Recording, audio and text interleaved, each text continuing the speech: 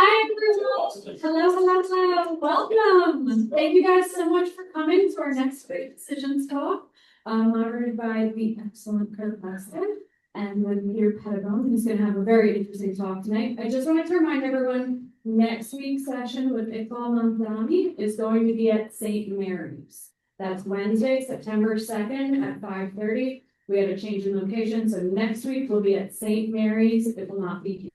And with that, I'm going to turn it over to you, Kirk. Yep. Well, welcome everybody. This is a Great Decision, under the auspices of the Foreign Policy Association of New York. The theory is that a well-informed citizenry is important for deciding the foreign policy of the United States. In this current environment, I'm not sure that's true. But anyways, just a quick word on the government's position on supporting Ukraine is that it's back and forth. And it used to be that we had procedures in place in the government to come up with a rational position and stick by it. And now we don't have those anymore, and these decisions are made by one man. I know that UCOM, the U.S. Army in Europe, is still supplying very good intelligence information to the Ukrainians.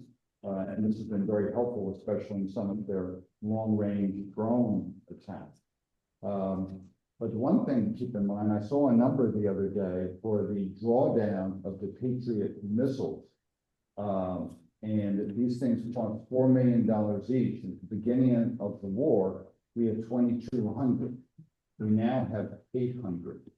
So if you think about a country which has treaty obligations around the world, to let that kind of drawdown have taken place, you can see why it's been a serious break on how much support that we can give to the Ukrainians. And that applies not only to Patriots, but also to other missiles. But anyway, without further ado, I will introduce Peter Pettibone, who is known to most of you, if not all of you, because Peter has been doing this. This is now his 5th year of doing it. He is a resident of the Heights. He lived in Moscow for 20 years and worked there as a lawyer. He's still involved as an arbitrator in Ukrainian and Russian companies. And so he has a much better finger on the pulse of what's going on in the region than probably the U.S. government does. So with that, Peter, I will turn it over to you. Thank you very much. Thank you very much, sir. Recently, I was asked when I gave my first talk on the war in Ukraine whether I would expect to be giving 4 more. And the answer is obviously no. It is very interesting that we are now in the 5th year of this war. So the first question is, why did it begin? Well, I think the principal reason is Putin's view of the unity of the Russian and Ukrainian people. He doesn't view the Ukrainian nation, as a country. He doesn't view the Ukrainian language as a serious language, that everyone should be speaking Russian, not Ukrainian. He was very concerned with the expansion of NATO to the borders of Ukraine in 2004. As you may know, the Yanukovych regime, which was pro-Russian, was overthrown in February of 2014. And Yanukovych led to Russia and presumably is still in Russia at this point in time. He was also concerned with the change of regime from a pro-Russian regime to a pro-Western regime, and the overtures that Ukraine was making to join both the EU and NATO. These were obviously thorns in his side. And also, I think the fact that it was very easy for the Russians to take over Crimea in 2014. It was done almost without a shot. Now, on the first map that you have, you can see that a significant portion at the bottom, this is Crimea. This was Ukrainian, but it was taken over in 2014, as I say, basically without a shot. And the upper part, encircled by black, is the main part of the Donbass, and that was basically the fighting starting really in 2014 and continuing on until the invasion, which took place in uh, February 25, 2020, 2022. That was the invasion, and that invasion has been going on now for 4.5, we're in our fifth year, 4.5 years. You know, in every war, there is a certain point where you can say this was a significant battle. This was a significant turning point. And I just want to point to one that took place very shortly after the invasion began, and that was the Hostomel Airport. The Hostomel is about 20 kilometers northwest of Kiev. And Bill Burns, our CIA director, who was a U.S. ambassador to Russia. I didn't know him when he was based in Russia. He went to Zelensky and the senior Ukrainian authorities and said, "You've got to hold on to that airport. If you don't hold on to that airport, the Russian airborne divisions will come in and Kiev will fall." And they took his advice. They held on to the airport. Kiev didn't fall. And we are now, as I say, in the fifth year of that war. It is very interesting that is a singular point that I find very interesting, because had it gone the other way, the war would have been over in a matter of weeks. And in fact, that's something that Putin was counting on. He told his Russian generals, bring your dress uniforms, because in a few weeks, we're going to have a parade down the Krashatik, which is the main street in Kiev. And we're going to have this glorious parade. You wear your dress uniforms with all the medals and the like. There was a parade down Krashatik a couple of years ago, but it was of destroyed tanks, destroyed Russian tanks. So the parade was taking place, but it was not with Russian generals wearing their uniforms. So I'd like to turn right now to the current battlefield lines. This is a very current map. As you can see, all of the material that's in red was part of Ukraine. And there are 4 oblasts or regions. Starting from the top is Luhansk, Donetsk, Zaporozhye, and Kherson. These are the 4 areas that have been attacked by and are under control. But you can see that there's a red and yellow line that goes along. It's a very long line. It's a line of about 600 miles. And that is the front. And the front has been static, basically, from shortly after the war began. It has been static. And the fighting has been of World War I vintage, trench warfare. There's hardly any movement that goes on. And it is, as I say, very much a World War I type battle. On the other hand, the battle in the air is everywhere. So it's a tremendously different situation where you have drones and missiles and the like going to all parts of Ukraine and to most of Russia in Europe, that is the European part of Russia. So it's a huge war going on right now, but the actual fighting on the land is just this squiggly line that you see that's in red and yellow. And it's been that way for some period of time. So the question is, why has this war lasted for 4.5 years? We're in our fifth year. Well, first place, it's existential for Ukraine. If Ukraine loses, it loses permanently territory, and maybe all of Ukraine loses. That's certainly something that Putin would like. So it's an existential fight, and this is why I think the Ukrainians have been fighting where the odds have really been against them. You may recall Trump saying to Zelensky a year ago, "You don't have the cards." Well, he does have some of the cards now, but it is an existential fight. So the Ukrainians are fighting for their existence. On the other hand, one man decides everything for Russia, and that's Putin. If Putin were to say, all right, the war ends, it would end. But he is not allowed to say that because, among other things, he feels that Ukraine should not exist as an independent country. The war is justified by creating a greater Russia or a greater Russian-controlled area. And I think he feels that time is on his side. Although I know that there are many commentators who feel just the opposite. The time is now on Ukraine's side. But the main factor in why the war has lasted into the fifth year is technology. You all are reading about the drones. And indeed, the most recent discussions of the drones talk about AI-controlled drones, where humans are not controlling the drone, but an AI system is in the drone, selecting the targets and what the drones have done is it has made it impossible for there to be tank battles, which of course there were in World War II. Any movement of troops is really constrained by the fact that there are drones everywhere. And you probably have read articles that a lone soldier going across the field can be targeted and taken out by this technology, which is the explanation of why the 600-mile front has been static for so many years. Another, of course, are the ballistic missiles that Russia is using. These are missiles that are usually shot from aircraft. The aircraft do not enter Ukrainian space. The aircraft go up high enough, and then the missile is shot out from the aircraft, and they end in all sorts of places, including distances far from the front line.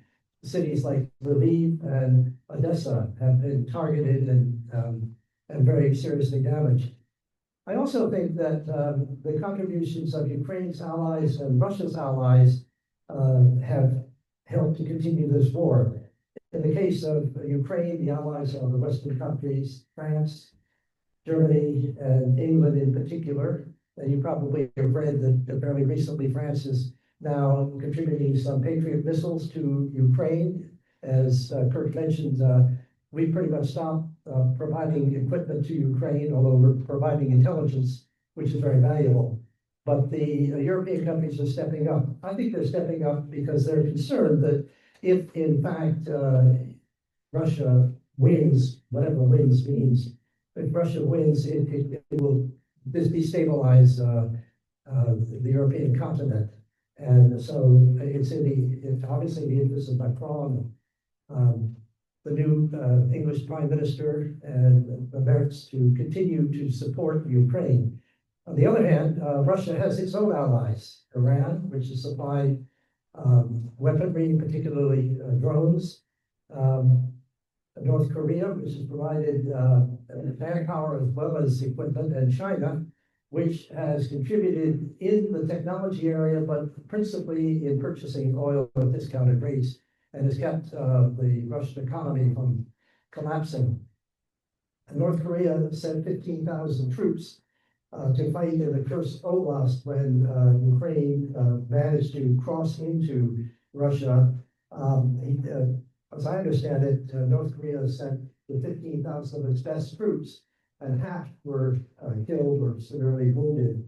And I don't know whether Kim, the dictator of North Korea, is about to send more troops, but if he does, I dare say he can send less qualified troops, not his best cream of the crop troops, to be in that sort of terrible, terrible situation where anybody who moves or is found in the field is taken out. I'd like to turn for a moment to the next issue of the status of manpower in Russia and Ukraine, whether it's enough to continue this fight.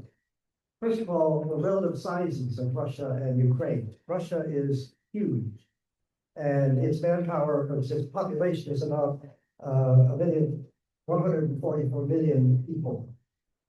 Ukraine, on the other hand, which is the largest country in Europe, nevertheless has only about 38 million. So you've got 144 versus 38, which is quite a disparity in size. The casualties on both sides have been horrific. I've compared this to World War I. Casualties on the size of Verdun and Passchendaele and other major battles in World War I. Russia has lost an enormous number of people. 1.4 million people have been either killed or seriously wounded. That's 1.4 million out of a population of 144. Ukraine, something on the order of 400 to 500,000 on a population of 38 million. But this is really amazing. I mean, it is something that many commentators in the West have said this must come to an end, this horrendous killing that is going on. In July alone, Russia lost 43,000. 43,000. That's pretty comparable, not too much smaller than the size of all the U.S. troops that were lost in Vietnam. And that was a 10-year war. And we think that that is a horrendous thing. And yet this is a situation where Russia lost 43,000 in 1 month. And there's no sign that the numbers are diminishing. Those numbers will continue to go up.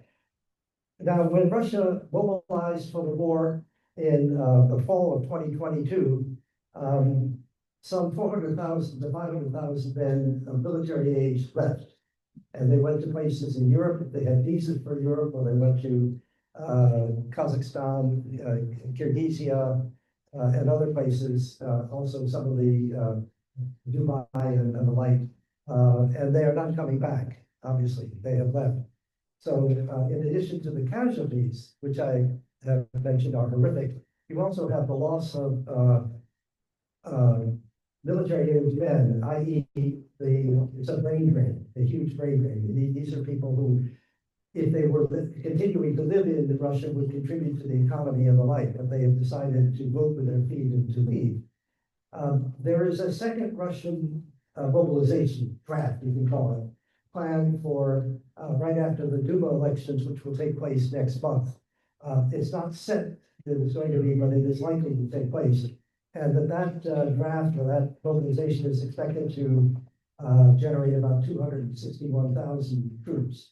And already a lot of remaining men of military age are going to the border and leaving, which makes, I think, great sense for them because of the way that the front is conducted. It is highly likely that if they're anywhere near the front, there's a high probability that they will be killed or wounded. So with this very enlightening and positive statement, I'd like to turn to the question of what are the prospects for ending the war? And this is where the subtitle for my talk, The Future Darkens, is at, I think. The war has already expanded beyond the borders. While the fighting itself is limited to the 600-mile stretch, which you see in your map, the war has gone, and if you turn to the other chart, you can see the Ukrainian attacks inside Russia intermittently.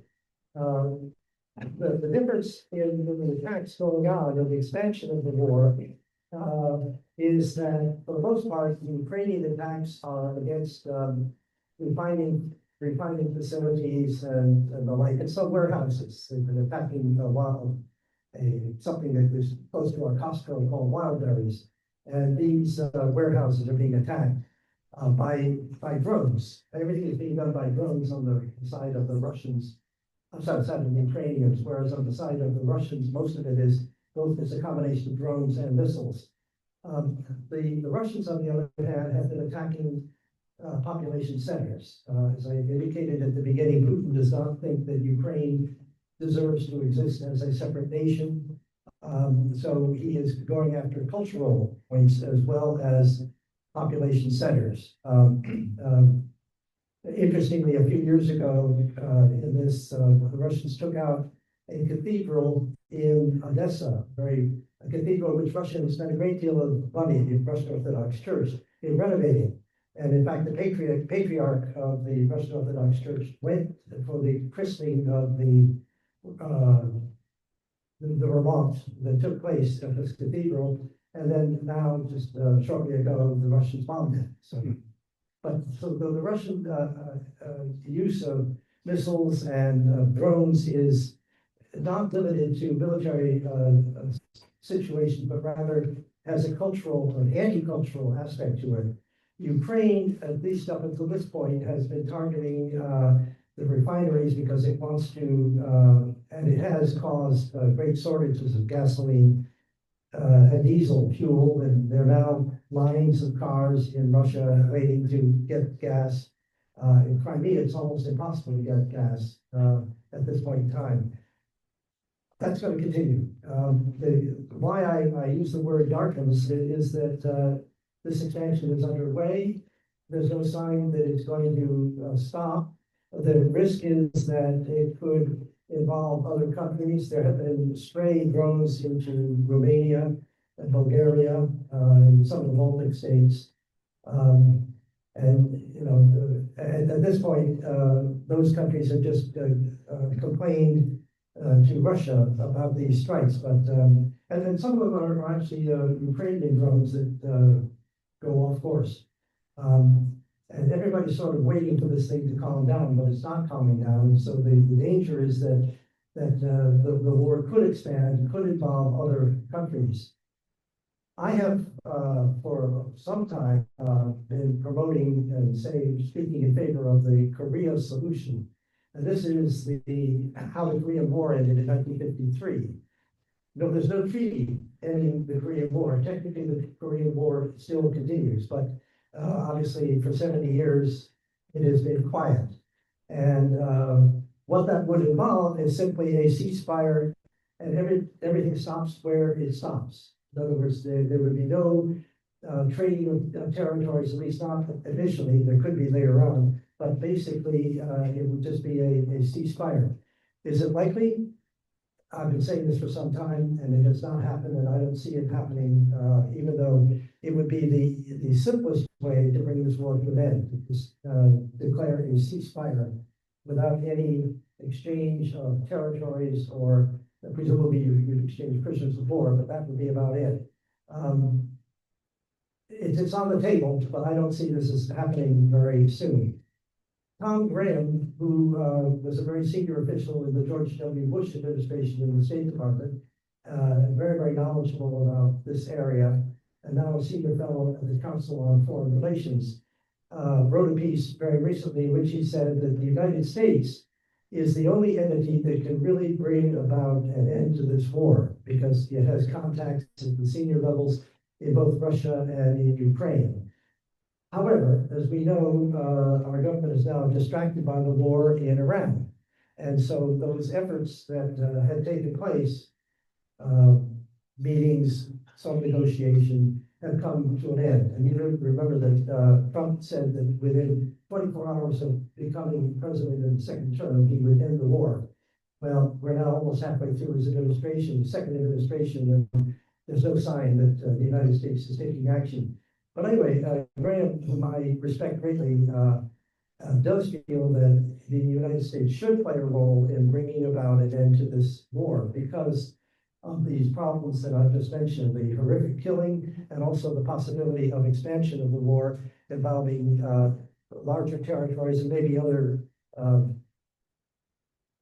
people being involved in it.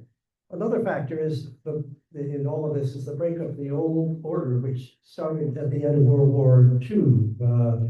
Obviously, the United Nations was created. We had NATO in 1949. We had all sorts of international organizations come into play, and they've been with us now for 80 years, and they have, they've kept everything stable. Obviously, we've all benefited by the improvement in the economy in the United States and in the world, and there is a chance that this thing could fracture. We're seeing, among other things, new alliances being created, one very recently between Turkey, Pakistan, and Egypt. In other words, the old order is coming apart. It's not completely gone, but it is fracturing and will continue to fracture. The current head of the CIA, John Ratcliffe, went to Russia this week. Nobody knows really what he was going to do or the like, but speculation is he was telling Putin no nuclear weapons, and maybe he was telling him, let's get this thing over. We don't know. So there is some involvement. It's really the first trip in a very long time by an official. We've had Trump's son-in-law and his friends in the real estate area going over and doing some negotiating, but Ratcliffe is at least the head of the CIA and speaks with authority. Nobody knows whom he met with, whether he met with his counterpart in the FSB, which is their equivalent to the CIA, or with Putin, but at least there is some activity going on. But the worst thing is, and why I use the word darkened, is the potential use of nuclear weapons. I mean, if Putin were to feel that his back is against the wall because this thing has not come to an end and people are getting unhappy, there's no question about that. The temptation to use nuclear weapons increases. As I say, Russia has the largest number of nuclear weapons of any country. More than half of the total nuclear weapons in the world are held by Russia. But I want to make a comment about tactical nuclear weapons. Sounds like a very easy thing, a tactical nuclear weapon, something that is very big. The smallest tactical nuclear weapon would take out all of Kiev. It would be the equivalent of the neutron bomb that we dropped on Hiroshima in 1945. So tactical is not tactical. Tactical is not small. It can be called tactical, but it would just change everything. It would change our life here, clearly. I think the markets would crater, all sorts of things. If a tactical nuclear weapon is used in this thing. And maybe Radcliffe is saying to the Russians, don't use it. But whether they adhere, follow him, is anybody's question. So I do think that things are not looking good right now. The other thing I wanted to mention, and perhaps the most important thing, is that there are no negotiations going on right now. There's no talk between Ukraine and Russia, between Kiev and Moscow. Even during the latter years of the Korean War, there were negotiations going on. And certainly in Vietnam, we know that there were negotiations going on for a considerable period of time. There are none today that are going on between Kiev and Moscow. And I consider that to be one of the darkest things that are there. You have to have negotiations. This thing, an end of the war will not be imposed. It will have to be agreed to, maybe tacitly agreed to, but at least agreed to, and by the principles, and not just by someone dictating what it should be. So there we are. Not a happy situation. As I say, the future darkens. But I'm ready to take your questions on this and any other part. Rick? Or in the past, I believe you've said, and others have said that there would be a point where one side or the other or both would simply run out of manpower or run out of the political will to use the manpower this way. Has that changed? No, that's definitely there. It's felt that Russia has a considerable size of people who are available. 46 million is the figure I recently read. 46 million men of military age in Russia. However, in Ukraine, it's only 8 to 9 million. And as I mentioned, the first mobilization, first draft in Russia, maybe 400 or 500,000 left. In Ukraine, military age men are prohibited from leaving. So, but the pool is so different. So you're looking at a pool on the one hand of 46 million, and then the other, say, 8 to 9 million. It will come to an end, Rick. You're right, but we're not there yet. Yes. Peter, how important is this land they're fighting over?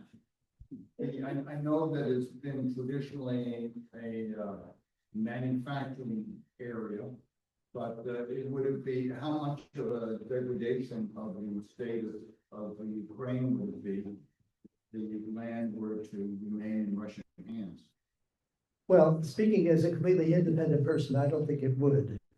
But the Russians feel that the two cities that are still held by Ukraine in this area, which are Kramatorsk and Slovyansk, are important. They're the only large cities that are still in Ukrainian hands.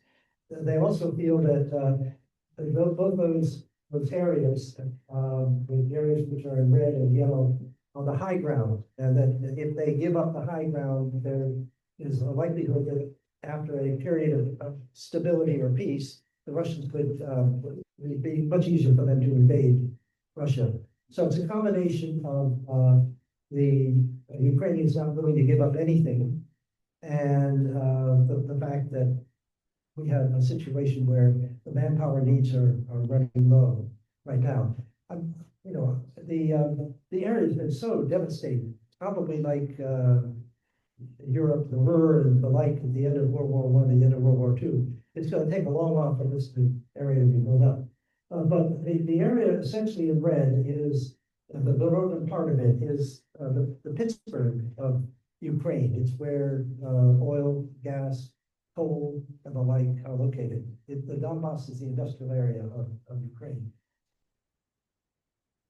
Yes, Iqbal? So, Peter, before the war started, there was a great concern about Ukraine with the level of corruption. And in the recent past, the president of Ukraine has let go or fired several ministers because of corruption. Recently, one of the ministers was fired, and it's coming back, and so there's no corruption, and you should have an election because there's such a large issue. So what do you think is the real level of corruption right now? I think it's a lot less than it was. I think that Zelensky has rooted out some of it, but it's embedded in the society, unfortunately. You are right that there have not been elections in Ukraine, and Putin points that out. Of course, Putin has elections, but they're controlled elections, so you can't say a Russian election is any different than no election at all. But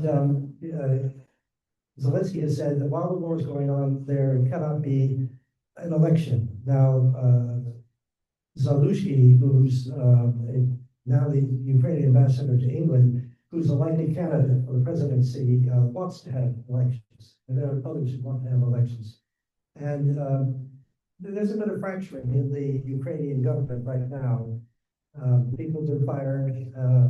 It's not easy, but basically corruption is endemic in both Ukraine and Russia. I do think that it's gotten better in Ukraine. That was one of the reasons why the EU refused to accept Ukraine as a member, that there was too much corruption.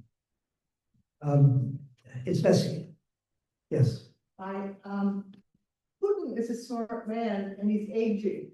He must have somewhere in his head, thinking about how long he can live to conquer the Ukraine. And wouldn't he rather have some kind of settlement while he's still alive? I mean, he's not. I think that's rational, and I don't think he's rational that way. I mean, that makes a lot of sense to me, but I don't think it makes any sense to him. Yes. Do you think there's any dissent within the Politburo? Anybody speaking up against him, either because they're more dovish or even more hawkish, and they're talking about some news, or are they just all afraid Well, of I being don't- killed or ending up in a plane crash? And that didn't happen. Like who? Yeah. I have worked with someone played with the two that I like very much. German Grant, who's the head of the Savings Bank of Russia, and Alvira Nabiulina, who's the head of the Central Bank of Russia. And I would put them more in the liberal category.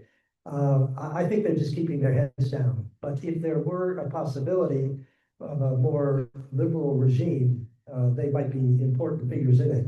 But as you know, as we've seen in Iran, when you get rid of one set of leaders, you may end up with a worse set of leaders. And we cannot rule that out at all in Russia. Yes. Well, you talked about negotiations, but I'm wondering what kind of leverage anybody would have against Putin. He doesn't have a population that has any power against him. It's very definitely a controlled society, there's no question. I mean, the negotiations could start at almost any level. You could start it at sort of one step down from Putin and one step down from Zelensky. They could meet in Dubai or they could meet in Switzerland and just start to talk about it, but it just hasn't happened as yet. Yes, Russia is a one-man country and he controls, thus far, he controls everything. A change in regime could also be very violent too. It could end up with a civil war. At least you could say that the lid is on the pot, even though the pot may be boiling. Yes. Two questions. Sure. Okay, please. How did our picking a fight with Iran affect Ukraine's chances? Okay, first question. I think it has a very definite effect. It obviously has distracted the United States from playing a major role. It also may, to some extent, limit the material that gets sent to Ukraine. Although, as we know, England, France, and Germany are not supporting the United States, I think, overtly in the war in Iran. And but it certainly creates some interesting bedfellows. Interestingly, you may recall fairly recently, Ukraine bombed some of Iran's ships in the Caspian Sea, basically saying to America, look, we're there to help you. So it's a mixed bag. Your second question? how do you keep in touch with your former colleagues or friends in the? Very little now. I think some of them, I used to have quite a few Zoom calls with my office manager. And those have stopped. I think that it's just too risky. So, no, I've not had any, friendly chats with them. I look forward to doing that. Yes, You mentioned that there are 246,000 is prospectively the number of military that he's going to get with the conscription. That's right. He wants to do. that's what they're planning on getting. But in planning, but my understanding was that he had to empty the prisons in order to man the benches anyway, and now they've gone. So where are these 246,000? Well, I think statistically, the available military age manpower in Russia is 46 billion. So 46 billion, you want to be able to get 261,000, maybe. But obviously, they're scraping the barrel. No question about it. Peter, we do have a question on the Zoom. Yes. If Putin chose to use a tactical nuclear weapon on any part in Ukraine, wouldn't the radiation have an impact on some part of the Russian population? Probably. I mean, when Chernobyl blew up, the plume didn't go into Russia, but it went towards Scandinavia. It went sort of northwest. It's possible, yes. It depends upon the winds. Thank you. Yes. Do you think Iran and China are true allies of Russia, or just opportunists, hoping things will change and they will take advantage of the situation? Well, I think Iran is quite close to Russia. I think China is a different story at all. You know, the Soviet era, the relationship between Russia and China was the USSR, and China was USSR was the dominant power, and Mao was subservient to the USSR. Now it's split. Russia is the junior partner. I think that China has a very long game that it's playing. You probably remember the old saying when Zhou Enlai was asked about the consequences of the French Revolution, his answer was, "It's too early to tell." So I think I'm hoping China will be a strong proponent of preventing Russia from using any of its nuclear weapons, because as I say, that would be a tremendous game changer for China and then for us, for everyone. So I'm hoping that Russia is not at the point where it feels that it has to use those nuclear weapons. I view China as looking at this saying, in effect, it's too bad it had to happen. Let's let Russia could do it, but under sort of controlled circumstances. And if it gets what it wants, fine, but it cannot use any nuclear weapons to destabilize the world order. Yes. Seems like under Biden, the Russian economy was struggling and on sort of a downhill trajectory.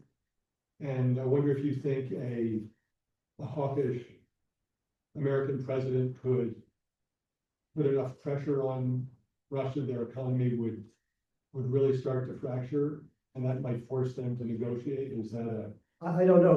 We're having a tough time dealing with the Iranian economy, which is significantly smaller than the Russian economy. We're not able to convince Iran to change its behavior, and it's a much smaller country. It won't be for the next 27 months. I'm just saying, hypothetically, Hypothetically. would pressure on the Russian economy force them at some point to just say we? Well, I think if it can generate enough quiet publicity within the Russian population, I mean, I assume that most Russians would like this thing to end as tomorrow rather than a year from now, and get back to normal conditions. I mean, my experience with Russians with whom I worked was they enjoyed going to Paris and London and sending their kids to be educated in England, traveling to the United States, and all that's off the table. And I think that and they certainly don't like gasoline lines. But the question is, with a totalitarian state like Russia, that just it simmers under the cover, so to speak. I don't know the answer to your question. Good question. Yes. Returning to your idea about a ceasefire, doesn't that mean a lot of lost territory for Ukraine? Can you explain that a little bit? I'm not- I don't know, I guess the map shows an area that they, essentially the Russians have moved into. Yeah. Well, as I say, if they have a Korea type solution, which is just a ceasefire, the left-hand border would then in effect be the border. But it would not be a legal border, it'd be just a de facto border. And the cities of Kramatorsk and Slovyansk would not become Russian cities, they would remain Ukrainian cities. Yeah, it does mean that the Korea solution does mean in effect a de facto taking over a property that was technically Russia. I mean, right now, the issue about Crimea is a very interesting one. Crimea used to be part of Russia. It was sort of like Newport is to the United States. A lot of wealthy homes there. The last two czars built their palaces there. The last czar, Nicholas II, his house was used for the Yalta discussions at the end of World War II. And there was a direct train that came down from Moscow to Crimea, so people could take a summer vacation and get on the train and get down to Crimea. It only became Ukrainian in about 1955 when Khrushchev signed it over. And in that period of time, the USSR was basically considered to be one entity, and so it really didn't matter whether on paper Crimea was Ukrainian or Crimea was Russian. Clearly, it does today. But I don't think that there are many Ukrainians living in Crimea. I think that from about 2014 to the present time, most of the Ukrainians have long since left, and that it's populated by Russians and by Tatars, who were the descendants of Genghis Khan. I have another Zoom question. Yes, sir. What percentage of Ukraine is Orthodox and what percentage is Catholic, and is that relevant to resolving the war? I don't know what's relevant to resolving the war, but there are, earlier there were two Orthodox who adhered to the Moscow Patriarch and Orthodox who did not, who adhered to Kiev. I think that if you look at Ukraine geographically, the western side is largely Catholic, but that is the side that's closest to Romania and Hungary and Poland. And as you get farther to the east, it becomes Orthodox. But I was amused quite some time ago when the Patriarch Kirill was in a meeting in the Kremlin with many others. And this was at a point where basically the Ukrainian Orthodox Church that used to adhere to the Patriarch split off. And today, there's only just a handful of people who are part of that church. So I would say at this point, 50-50, 50% Catholic, 50% Orthodox. And you may recall a few minutes ago, I was talking about cultural attacks. The Russians bombed the very sacred part of Kiev, which is called the Lavra. These are caves in the ground in which the churches inside these caves, and it's sort of the foundation of Orthodoxy. In fact, it was settled even before Moscow became a city, and highly significant to the Orthodox, and yet the Russians bombed it. It's not a war crime, but it's also a cultural aspect that we cannot acknowledge. Yes. Can I ask two questions? One is about the pink area. Has the population had the same effect as in Crimea? The ones who want to be Western Ukrainian have already moved out as core, and has it been sufficiently Russified, or?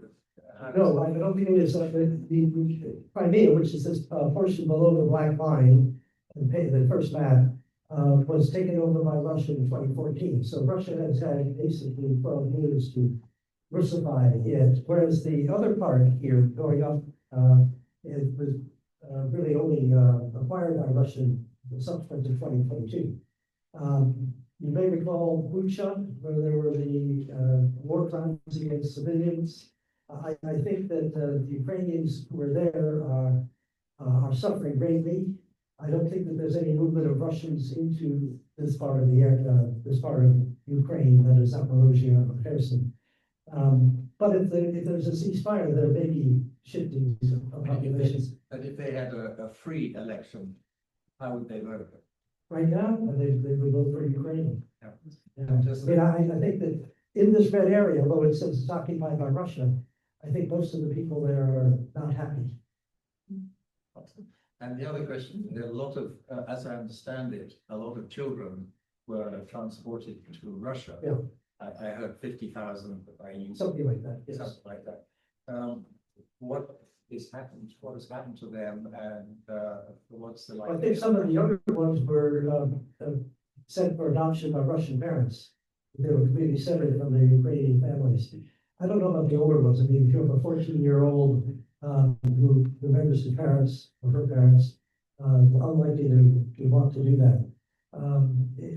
They're obviously trying to Russify a population, but I don't think it's very successful. No. Yes, Rick? How much of Ukraine has essentially been destroyed by all this in other places, and what level of effort will it take to rebuild it? Obviously billions of dollars. I think that outside of the front line that we're talking about, it's selected things, churches, stores, factories and the like, but you've probably seen pictures in current newspapers where people are walking around in Ukraine and everything seems to be okay. So I think it's basically selective in most of Ukraine, but not on the front line and not in this area that's in red. There are all sorts of discussions about reparations and the like, but in my view, it's premature. We got to stop the fighting. Yes.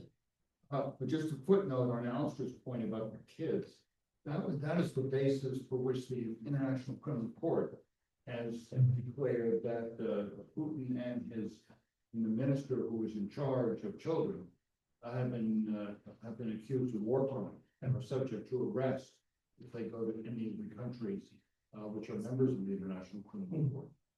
My question is, can you make an assessment of whether the West is ready and willing to provide the support that Ukraine needs to continue? Because you read about the fact that more and more ballistic missiles are getting through to Ukraine because they have a shortage of anti-ballistic missile interceptors, such as the Patriot. That's the Patriot, yes. There's a limited number of those that exist anywhere. I mean, you said some are coming from France, and that's true, but Europe doesn't have a lot of these either. So is it going to be possible for the West to continue to provide Ukraine with what it needs to continue the war? One of the problems with war and technology is that technology gets way ahead of anything else. And the technology of both the drones and the ballistic missiles is way ahead of the ability to supply sufficient quantities to counteract them. And apparently the cost to Russia to prepare to build one of these ballistic missiles is relatively small. And they're apparently churning them out at a rapid rate. So I'm afraid that this is one of those situations where the technology gets way ahead of the political ability on the part of the West to support Ukraine. It's only that to the extent that England, France, and Germany fear a Russian victory that forces them to accelerate the production of these weapons. I'm skeptical. I'm not convinced that it's going to happen. That's why I have that subtitle, "The Future Darkens." Yes. If the midterms go for the Democrats, will that change America's? Very hard to say. I mean, I think the Democrats might be more willing to support this, particularly if they see a unified EU approach. We have stepped back. We were front and center in all that was going on until basically Trump pulled us back. I think that there's a chance that if the midterms go in favor of the Democrats, that there'll be more support for Ukraine. Simply because the possibilities of this escalating in a very bad way are there. We just want to not have that happen. Yes. And what are the deterrents for preventing the nuclear option? Well, I think there's a tremendous amount of pressure by the United States. I don't doubt that when Ratcliffe was in Moscow Tuesday, he said, no nukes. The pressure by China, I think, is even more important. I think that the people realize that the use of tactical nuclear weapons in any location is a game changer. Would there be a retaliatory strike? Who knows? We- You have to recall that there are many other countries that have nuclear weapons, including France and England. It's hard to say. Peter? Yes, to How many of the nuclear weapons or the enriched uranium that Russia has was originally in Ukraine? quite a bit of it, and also Kazakhstan. At when the Soviet Union broke up, we were able to convince Ukraine and Kazakhstan to turn their nuclear weapons over to Russia. At that point in time, our relations with Russia were quite good, and the feeling was that as members of the Security Council, we would work to maintain their non-use. Well, it was also possible that if Ukraine had nuclear weapons, it might be even more induced to use them. It's hard to say. Peter, I've got another Zoom question. To what degree is the Ukrainian interest in joining both the EU and also NATO a key to Putin's concerns? And do you think that if Zelensky withdrew application to join the EU and stopped mentioning NATO, that might lead to a ceasefire of some sort? Boy, that's a good question. That's really speculation. I don't know. I think Putin's appetite for conquering Ukraine is still very, very strong, and he probably wouldn't believe Zelensky. And Zelensky all of a sudden said, "Well, we don't really want to join the EU and forget about NATO." I don't think he would believe it. Now, with regard to NATO, in my view, there's no way that Ukraine would join NATO in the foreseeable future. There are too many impediments to that. But joining the EU is, I think, a good possibility. Bill. There are signs that the Russian economy is going to be declining about 5% in the second quarter. It's slightly negative first quarter, declines, 2 million jobs been lost. Whatever you want to talk about refining is down somewhere between 25 and 40%. That is a very bad economic situation. Russia has Kaliningrad, they have Transnistria, and to an extent Crimea. Those are all isolated pockets. Do you think any of those are in jeopardy of being lost by the Russian Federation? If there's a breakup of Russia itself, yes, I do. But at the present time, I think those areas are still, maybe the one that is least likely to stay is Transnistria. But I think Kaliningrad and Crimea will, from a strategic point of view, are more important, and then they will be kept under the control of Russia. But I think until there's any further development that those three areas will remain Russian.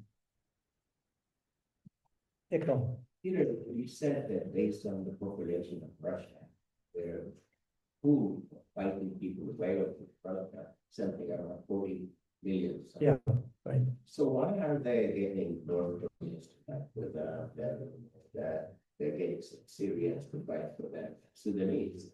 So why are they needing these people there sufficient for the people to their own population? Well, first of all, the Koreans sent their finest military people, fighting people, whereas the population, this number I gave you, 46 million, is all different types and needs a lot of training. So these Korean troops were ready to fight, and they were sent into battle. I think that's simply the reason. Also, Putin, it was a gift, as it were. But I think that North Korea is going to be much more cautious about sending troops, with the result that they had in Kursk, that most of their finest troops were lost. We'll make this the final one. Go ahead. Do you think that in the event that Putin would capitulate in some way and agree to a truce of some sort, do you think he would face any repercussions from the right wing or his generals? Would that play into his resistance to? Yes, I think he would not sleep well at night. I think that, one of his concerns is that any compromise here will endanger him and his family and his, close circle of advisors. And that's a big threat, unfortunately. As I say, I would like to see the Korea type solution. I would like to see negotiations start at whatever level makes sense and move this thing off this track that I'm very afraid about. Thank you all for coming.